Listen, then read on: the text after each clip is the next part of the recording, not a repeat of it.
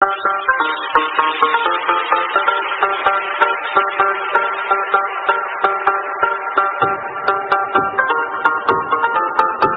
Welcome to PKH chemistry.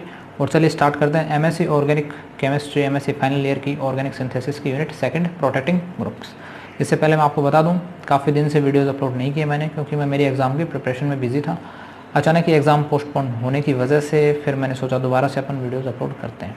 तो जो भी आपके क्यूरीज वगैरह हों, चैप्टर से रिलेटेड हों या फिर अदर चैप्टर से रिलेटेड, आप कमेंट बॉक्स में कमेंट कर सकते हो। तो चलिए स्टार्ट करते हैं। सबसे पहले आज का जो लेक्चर है वो इंट्रोडक्शन लेक्चर है। मैं आपको प्रोटेक्टिंग ग्रुप के इंट्रोडक्शन के बारे में बताऊंगा कि एक्चुअल में प्रोटेक्टिंग ग्रुप का अपन यूज़ क्यों करते हैं, क्यों इनकी नीड पड़ती है। देखिए, सिंपल में, एक सिंपल लैंग्वेज में अगर आपको बोलूँ, ठीक है, तो मेन जो प्रोटेक्टिंग ग्रुप का काम क्या है, जब भी अपन कोई भी केमिकल रिएक्शन करवाते हैं तो केमिकल रिएक्शन में जनरली क्या होता है, जब नॉर्मल एक अगर फंक्शनल ग्रुप अपने पास है, फिर चाहे आप उसका रिडक्शन कराओ, ऑक्सीडेशन कराओ, हाइड्रोलाइसिस कराओ, जो भी आप रिएक्शन करवा रहे हो वो आसानी से उसी एक फंक्शनल ग्रुप पे हो जाती है। लेकिन सपोज करो अगर एक से ज़्यादा किसी रिएक्टेंट में या किसी कंपाउंड में एक से ज़्यादा फंक्शनल ग्रुप प्रेजेंट हो, दो फंक्शनल ग्रुप प्रेजेंट हो, तब आप क्या करोगे? ऑब्वियस बात है, वही फंक्शनल ग्रुप रिएक्ट करेगा जल्दी, जो ज़्यादा मोर रिएक्टिव होगा, सिंपल है। लेकिन कई बार अपने को क्या होता है, अपने को एक डिज़ायरेबल प्रोडक्ट चाहिए होता है कि अपन चाहते हैं कि जो एक लेस रिएक्टिव रिएक्टेंट है या जो लेस रिएक्टिव फंक्शनल ग्रुप है वो पहले रिएक्ट करे या वो रिएक्ट करे। तो उसके लिए अपने को जरूरत पड़ती है प्रोटेक्शन ग्रुप्स की, प्रोटेक्टिंग ग्रुप्स की। तो चलिए देखते हैं अपन इंट्रोडक्शन में। डेफिनेशन में more reactive functional groups are protect by some groups known as protecting groups. पहली बात आपको क्या ध्यान रखनी है, देखिए यहाँ लिखा मोर रिएक्टिव फंक्शनल ग्रुप। इसका मतलब साफ है कि जो भी आप केमिकल रिएक्शन करवा रहे हो उसमें जो रिएक्टेंट है उसमें दो टाइप के फंक्शनल ग्रुप हैं, एक लेस रिएक्टिव है, एक मोर रिएक्टिव है, ठीक है। तो अपन यहाँ पे बात करें मोर रिएक्टिव फंक्शनल ग्रुप की। वो मोर रिएक्टिव फंक्शनल ग्रुप क्या करेगा, प्रोटेक्ट होगा किसके द्वारा, सम ग्रुप्स, और वो किस नाम से जाने जाएंगे, प्रोटेक्टिंग ग्रुप्स के नाम से जाने जाएंगे। आई बात समझ में? बिकॉज क्योंकि there is a reaction in which क्या होगा, we need a desirable product.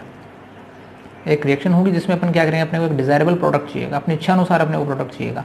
आपको पता है कोई केमिकल रिएक्शन होगी, उसमें जो भी अपने पास कंपाउंड होगा, रिएक्टेंट होगा, उसमें एक लेस रिएक्टिव फंक्शनल ग्रुप है और एक मोर रिएक्टिव फंक्शनल ग्रुप है। तो इतना तो पता है, कोई भी केमिकल रिएक्शन उसमें होगी, चाहे ऑक्सीडेशन की और रिडक्शन की जो भी प्रोसेस हो रही हो, उसमें मोर रिएक्टिव पहले रिएक्ट कर जाएगा और प्रोडक्ट बना लेगा। ये तो सिंपल सी बात होगी। लेकिन डिजायरेबल का यहाँ पे मतलब है कि वो लेस रिएक्टिव वाला जो फंक्शनल ग्रुप है वो रिएक्ट पहले करे। तो उसके लिए अपने को क्या करना पड़ता है, इन प्रोटेक्टिंग ग्रुप्स का यूज करना पड़ता है, which is obtained by less reactive functional group.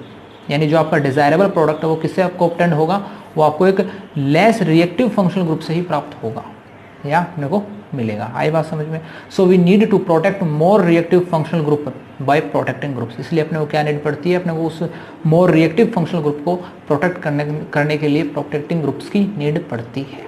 आई बात समझ में? सीधी सी बात यही है, प्रोटेक्टिंग ग्रुप्स को प्रोटेक्टिंग ग्रुप्स की जो नीड पड़ती है वो किसके लिए पड़ती है, वो मोर रिएक्टिव फंक्शनल ग्रुप के लिए पड़ती है। यानी अपन केमिकल रिएक्शन में क्या होगा, जो भी अपना रिएक्टेंट होगा उसमें एक मोर रिएक्टिव फंक्शनल ग्रुप होगा और एक लेस रिएक्टिव फंक्शनल ग्रुप होगा। तो अपन क्या करेंगे, जो मोर रिएक्टिव फंक्शनल ग्रुप है उसको प्रोटेक्ट कर देंगे किसी प्रोटेक्टिंग ग्रुप से, ताकि वो रिएक्ट ना कर पाए, ठीक है। प्रोटेक्ट का मतलब ये होता है कि वो अब रिएक्ट नहीं कर पाएगा। तो फिर रिएक्ट कौन करेगा, रिएक्ट करेगा जो लेस रिएक्टिव फंक्शनल ग्रुप है, सिंपल सी बात है। और अपने को जो उससे जो भी प्रोडक्ट प्राप्त होगा वही अपना क्या है, एक डिजायरेबल प्रोडक्ट है जो अपने को चाहिए होता है, ठीक है। यही यहाँ प्रोटेक्टिंग ग्रुप्स का पूरे चैप्टर का यही मीनिंग है, मेन मोटिव यही है, ठीक है। अब बात आती है कि एक सूटेबल प्रोटेक्टिंग ग्रुप कौन सा होगा, कैसा होगा। तो एक सूटेबल प्रोटेक्टिंग ग्रुप होगा वो simple to put in high yield. अपन आसानी से क्या कर सकते हैं, उसकी अधिक से अधिक मात्रा पुट कर सकते हैं रिएक्शन में, रिएक्टेंट में मिला सकते हैं। वो रिएक्शन की ड्यूरिंग क्या होगा, स्टेबल भी होगा, स्टेबल ड्यूरिंग रिएक्शन होगा, ठीक है। वो easy to remove in high yield, उसको आसानी से अपन बाहर में निकाल सकते हैं। यानी अपन जैसे बोलते हैं ना, कैटलिस्ट जो अपना होता है अपन रिएक्शन में डाल देते हैं, वो रिएक्शन की स्पीड को बढ़ा देता है, ठीक है। वही काम, और फिर एज इट इज़ अपने को रिएक्शन के एंड होने पर अपने को एज इट इज़ मिल जाता है। तो सेम वैसा सा कुछ काम है इसका भी। ये क्या करता है, एक मोर रिएक्टिव फंक्शनल ग्रुप को क्या कर देता है, प्रोटेक्ट कर देता है, यानी उसको अब उसको रिएक्शन करने से रोक देता है, ठीक है। फिर वो लेस रिएक्टिव वाला फंक्शनल ग्रुप रिएक्ट कर जाता है और अपने को प्रोडक्ट मिल जाता है। और फिर साथ में जैसे एंडिंग होगी अपन उस प्रोटेक्ट ग्रुप को अपन बाहर निकाल लेंगे उतनी ही अमाउंट में जितनी अमाउंट में अपने डाला है। आई बात समझ में? तो इसका काम सिर्फ यही है, मोर रिएक्टिव फंक्शनल ग्रुप को क्या कर देता है, प्रोटेक्ट कर देता है, ध्यान रखना, ठीक है। उसको क्या कर देता है, प्रोटेक्ट कर देता है। अब जनरली अपन इस पूरी यूनिट में जो पढ़ने वाले हैं, जो प्रोटेक्शन पढ़ने वाले हैं, किन किन ग्रुप्स का पढ़ने वाले हैं, अपन पढ़ने वाले हैं मेनली एल्कोहल का, ठीक है। फिर अपन प्रोटेक्शन पढ़ेंगे कार्बोनिल ग्रुप्स का, यानी एल्डिहाइड कीटोन्स का। देन अपन पढ़ेंगे कार्बोक्सिलिक ग्रुप्स का प्रोटेक्शन, और सबसे लास्ट में अपन पढ़ेंगे एमिनो ग्रुप्स का प्रोटेक्शन। यही अपने सिलेबस में है, यूनिवर्सिटीज़ के क्लासेस का सिलेबस है, मेनली यही मैन फंक्शनल ग्रुप होते हैं किसी रिएक्शन में, ठीक है। अब एल्कोहल्स में अपन जनरली नॉर्मल एक ग्रुप एल्कोहलिक ग्रुप होगा, वन हाइड्रोक्सिल ग्रुप पढ़ेंगे अपन, या फिर अपन डाईऑल्स भी पढ़ सकते हैं, ठीक है। तो मोनो एल्कोहलिक ग्रुप्स भी हो सकता है और डाई एल्कोहलिक ग्रुप्स भी हो सकते हैं, ठीक है। तो अपन इनका ही अपने सिलेबस में ऐसे अपन कार्बोनिल ग्रुप पढ़ेंगे, ऐसे ही कार्बोक्सिलिक और ऐसे ही एमिनो ग्रुप्स। लेकिन अब इंट्रोडक्शन में आपको मैं एक एग्जांपल दूंगा, उस एग्जांपल के थ्रू अपन समझेंगे कि कैसे अपन प्रोटेक्शन करते हैं। तो वो एग्जांपल अपन चलिए देखते हैं। चलिए अब देखिए, अपन एक एग्जांपल लेते हैं, एसीटो एसिटिक एस्टर। आपको पता है कोई कंपाउंड है, ठीक है, इसकी नेमिंग आप आसानी से कर सकते हो आईपैक नेमिंग के अकॉर्डिंग। एसीटो एसिटिक एस्टर है। जनरली इसके बारे में थोड़ा इंट्रोडक्शन दूं तो ये बहुत ज़्यादा एक ऐसा ग्रुप रखता है जो बहुत ज़्यादा रिएक्टिव होता है। वो ग्रुप है मैथिलीन ग्रुप, एक्टिव मैथिलीन ग्रुप, आपने सुना होगा। यहाँ जो कार्बन है, यानी इसके जो 2 हाइड्रोजन्स प्रेजेंट है यहाँ पर, तो ये जो इतना ना ग्रुप है क्या कहलाता है, मैथिलीन ग्रुप कहलाता है। और इससे जुड़े हुए हाइड्रोजन्स क्या कहलाएंगे, मैथिलीन हाइड्रोजन। लेकिन ये बहुत ज़्यादा एक्टिव होते हैं, बहुत ज़्यादा रिएक्टिव होते हैं। उसकी वजह क्या है, क्योंकि इस कार्बन से जो 2 ग्रुप जुड़े हुए हैं, ये आपका एस्टर ग्रुप जुड़ा हुआ है, ठीक है, और ये आपको जो कीटोनिक ग्रुप जुड़ा हुआ है, ये दोनों क्या है, इलेक्ट्रॉन विड्रॉइंग ग्रुप्स हैं। इस वजह से क्या होता है, इस कार्बन पे इलेक्ट्रॉन डेंसिटी बहुत ज़्यादा कम हो जाती है, और ये हाइड्रोजन्स क्या हो जाते हैं, बहुत ज़्यादा रिएक्टिव हो जाते हैं। इसी वजह से कहलाता है एक्टिव मैथिलीन ग्रुप कहलाता है, और ये हाइड्रोजन कहलाते हैं एक्टिव मैथिलीन हाइड्रोजन्स, ठीक है। जनरली अपन बीएससी लेवल पे चीज़ें बेसिक पढ़ते हैं। अब मेन पर्पज़ मेरा क्या है, यहाँ पे मैं इस एग्जाम्पल को इसीलिए ले रहा हूँ ताकि आपको प्रोटेक्टिंग ग्रुप्स के बारे में बता सकूँ कि अपन एक्चुअल में प्रोटेक्टिंग ग्रुप्स क्यों पढ़ते हैं। आपको पता है, या जैसी भी रिएक्शन होगी, चाहे मैं किसी भी रिएक्टेंट से किसी भी रीजेंट से यहाँ पे रिएक्शन करवाऊंगा, तो आपको दिख रहा है इस रिएक्टेंट में अपने पास 2 फंक्शनल ग्रुप हैं। एक अपना कीटोनिक फंक्शनल ग्रुप है और एक अपना क्या है, एस्टर फंक्शनल ग्रुप है, ठीक है। अब अपने को पता है कार्बोनिल, यहाँ जो 2 फंक्शनल ग्रुप इनमें से ज़्यादा रिएक्टिव कौन है, कार्बोनिल ग्रुप ज़्यादा रिएक्टिव है, एस्टर ग्रुप कम रिएक्टिव है। उसका रीजन क्या होगा, देखिएगा, ये आपका कार्बोनिल ग्रुप है। यहाँ क्या होगा, इलेक्ट्रॉन डेंसिटी किस तरफ जाएगी, ऑक्सीजन की तरफ जाएगी, क्योंकि ऑक्सीजन ज़्यादा इलेक्ट्रॉन नेगेटिव है, ठीक है। तो बॉन्ड के इलेक्ट्रॉन किस तरफ जाएंगे, ऑक्सीजन की तरफ। तो ऑक्सीजन पे क्या जाएगा, नेगेटिव चार्ज आ जाएगा, और इस कार्बन पे कैसा चार्ज आ जाएगा, पॉजिटिव चार्ज आ जाएगा। सिंपल है। चलिए इधर भी क्या होगा, इधर भी सेम यही प्रोसेस होती है। ऑक्सीजन ज़्यादा इलेक्ट्रॉन नेगेटिव है, यहाँ पे नेगेटिव चार्ज आ जाएगा, पार्शियल नेगेटिव चार्ज, और इस कार्बन पर पार्शियल पॉजिटिव चार्ज। लेकिन यहाँ एक इंपॉर्टेंट बात क्या होती है, जैसे इस कार्बन पर पार्शियल पॉजिटिव चार्ज आएगा, इस कार्बन से जो अटैच्ड ग्रुप है वो कैसा दिख रहा है आपको, OC2H5, यानी एक तरह का आपको एल्कोक्सी ग्रुप टाइप लग रहा है। यहाँ क्या होगा, इस ऑक्सीजन पे क्या प्रेजेंट है, लोन पेयर्स प्रेजेंट है, और ये ऑक्सीजन अपने लोन पेयर किसको दे देगा, इस कार्बन पे जो पार्शियल पॉजिटिव चार्ज है उसको दे देगा।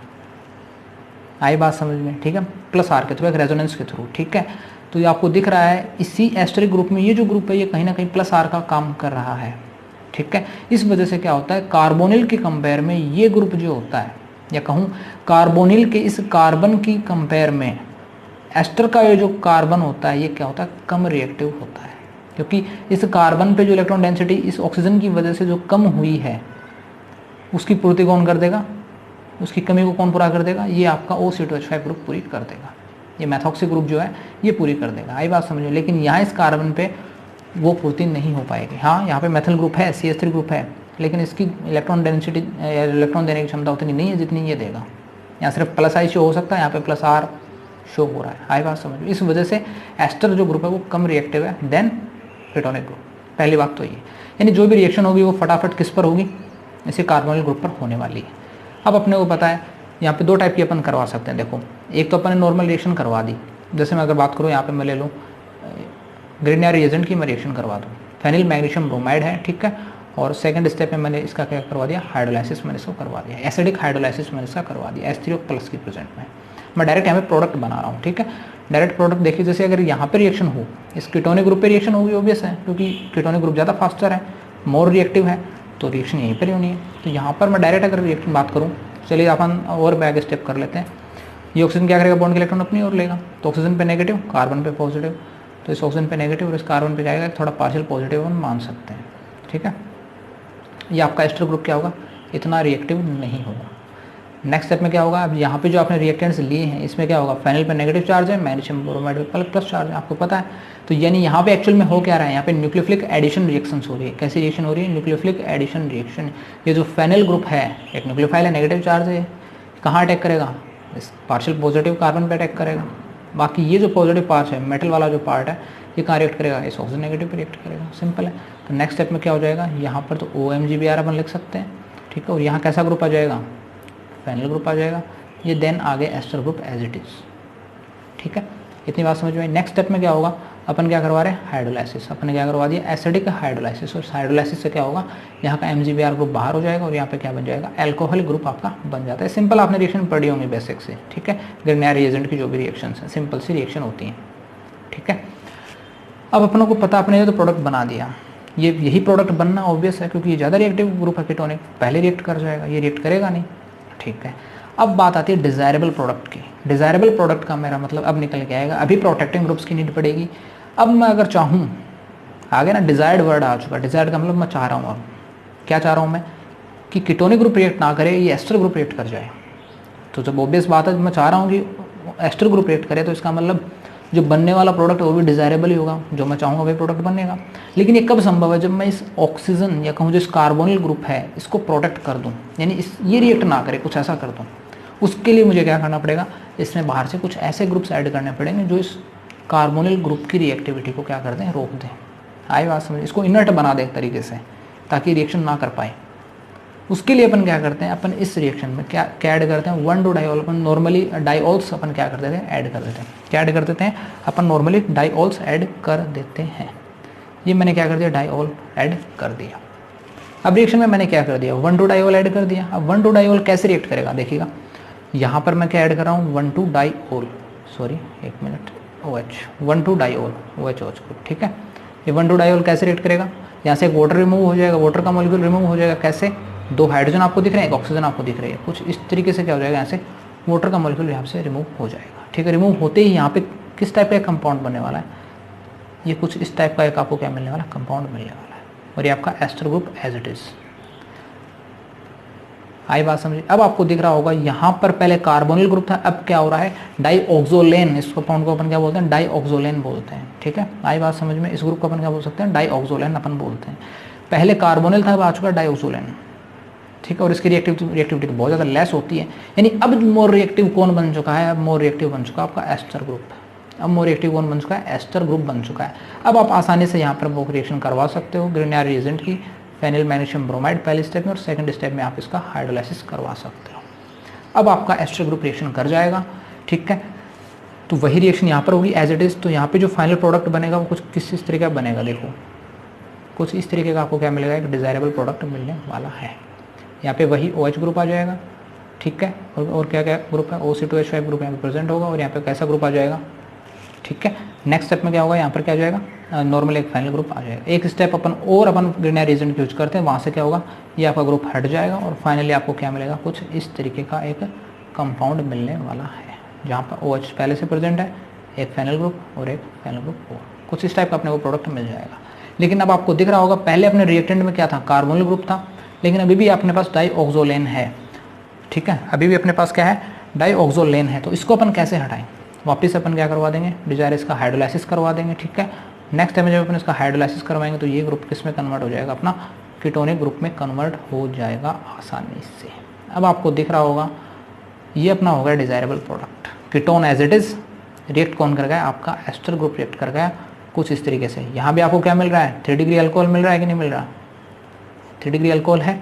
और यहाँ जब आपने मेन जो रिएक्शन थी, जब जिसमें कार्बोनिल ग्रुप ही था फास्ट रिएक्ट करने वाला, वहाँ भी आपको क्या मिल रहा है, वहाँ भी आपको क्या मिल रहा है, इट इज एक 3 डिग्री अल्कोहल मिल रहा है। दिख रहा है ना, ये अल्कोहल कैसा 3 डिग्री तो है, ठीक है। 3 डिग्री अल्कोहल यहाँ पर भी है, यहाँ पर भी 3 डिग्री अल्कोहल ही बन रहा है। दोनों ही कंडीशन में 3 डिग्री अल्कोहल बन रहा है, चाहे कीटोन रिएक्शन करो चाहे एस्टर ग्रुप करो। लेकिन मेनली नॉर्मली क्या होता है, कीटोन ही रिएक्ट करेगा, क्योंकि कीटोन क्या होता है, मोर रिएक्टिव होता है देन एस्टर, इस वजह से। लेकिन अपने को डिजायरेबल प्रोडक्ट की नीड है, तो अपन क्या करेंगे, कीटोन ग्रुप को प्रोटेक्ट कर देंगे, किसके थ्रू, 1,2-डाइऑल के थ्रू। जैसे प्रोटेक्ट करेंगे, ये कीटोनिक ग्रुप किस में कन्वर्ट हो जाएगा, डाइऑक्सोलेन में कन्वर्ट हो जाएगा। किस में कन्वर्ट हो जाएगा, डाइऑक्सोलेन में कन्वर्ट हो जाएगा। आई बात समझ में, ठीक है। फिर अपन फर्दर आसानी से इस पर ग्रेनायर रिएजेंट की रिएक्शन और हाइड्रोलाइसिस करवा सकते हैं, और अपना एक 3 डिग्री अल्कोहल डिजायरेबल प्रोडक्ट बना सकते हैं। आई थिंक अब आप समझ गए होंगे कि जो भी मोर रिएक्टिव ग्रुप होता है किसी भी रिएक्टेंट में, उसको प्रोटेक्ट करना, उसकी रिएक्शंस को रोकना, वो उसको इनर्ट बनाना एक तरीके से, यही काम है प्रोटेक्टिंग ग्रुप्स का। ताकि एक less reactive functional group react कर सके। आपको दिख रहा है जैसे अपने इस कार्बोनिल ग्रुप को प्रोटेक्ट किया, डाइऑक्सोलेन बनाया, तब यहाँ सिर्फ एक ही फंक्शनल ग्रुप बचा हुआ आपका ये एस्टर, और यही रिएक्ट कर जाएगा आसानी से और वही प्रोडक्ट आपका बना लेगा 3 डिग्री अल्कोहल यहाँ पर भी।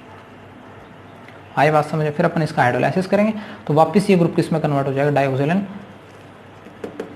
कार्बोनिल ग्रुप में कन्वर्ट हो जाएगा, यही बात है। ठीक है, तो आई थिंक आपको समझ में आ गया होगा कि मेनली प्रोटेक्टिंग ग्रुप का वर्क क्या है, प्रोटेक्टिंग ग्रुप काम क्या आते हैं। ठीक है, तो आज के लेक्चर में इतना ही। कोई क्यूरी हो तो आप जरूर कमेंट कीजिएगा, और बाकी लेक्चर जो है वो कंटिन्यू में अपलोड करता रहूँगा, आपको कोई दिक्कत नहीं होगी। ठीक है, आज के लेक्चर में इतना ही। Thank you.